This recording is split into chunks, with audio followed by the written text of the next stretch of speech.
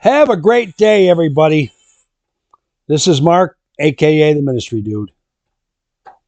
I'm coming to you from Livingston, Tennessee. Day 7 of our reading of Through the Bible. So let's get started, shall we? All right. We're going to start with Eliphaz. Hope I'm pronouncing that right. Eliphaz. Job is being punished. Eliphaz's second argument. Number 1, we are in no position to question God's working. Number 2, submit yourself to these principles and all will be well. God is just. Number 3, God's chastisement is painful but good. It produces righteousness. Going through difficult times makes us stronger. That's basically what it's saying. 5:3. This is Job 5:3. This verse was cited by Paul as an authoritative statement.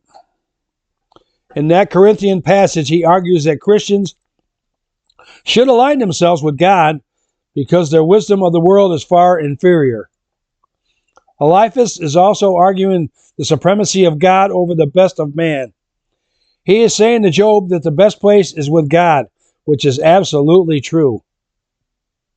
However, he assumes that what has happened to Job came because he had not been faithful to the Lord. The strain of thought picks up in verse 17. In reality, Job was in that place of closeness to God. Eliphaz was just not aware of it. The concept of God correcting his children is a valid one and is very operative within his family.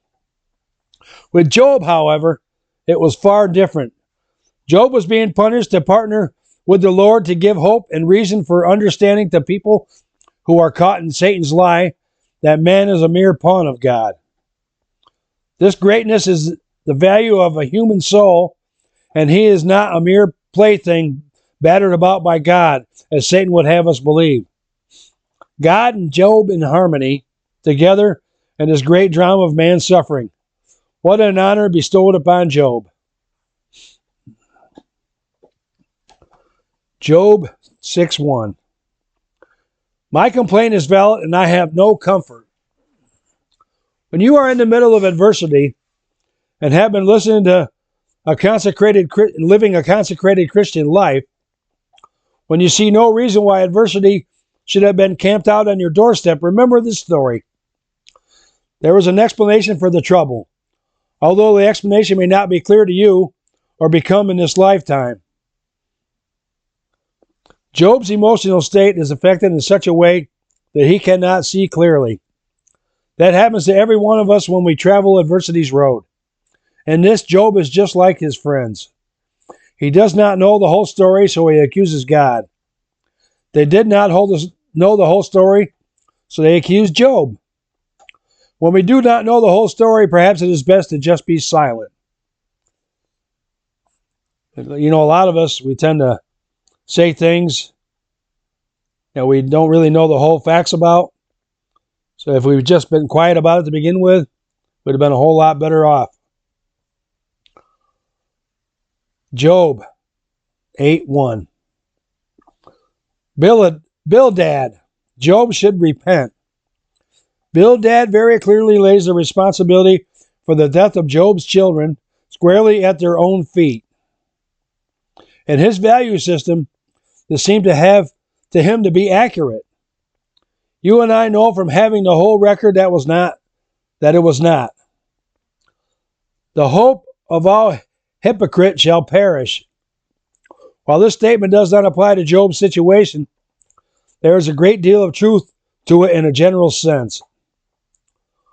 With the godly man, however, just the opposite is true. His hope, his expectation is always realized because it is set upon God and not upon himself. Bildad's view of God is a God of justice, not a God of grace. Luke 2:21. The reaction of Simone and Anna to Jesus' birth. A light to bring revelation to the Gentiles. The single statement gives witness to the godly heart of Simone. While most religious leaders of Israel detest the Gentiles in the strongest of ways, Simone hungered for their salvation as offered by Israel's God. Anna served God with fasting and prayers night and day. Henry Blackaby says that God chose few people to whom he would reveal the Messiah. Anna was one of them. Whether 84 years of age or 84 years of faithful, devoted prayer is unclear.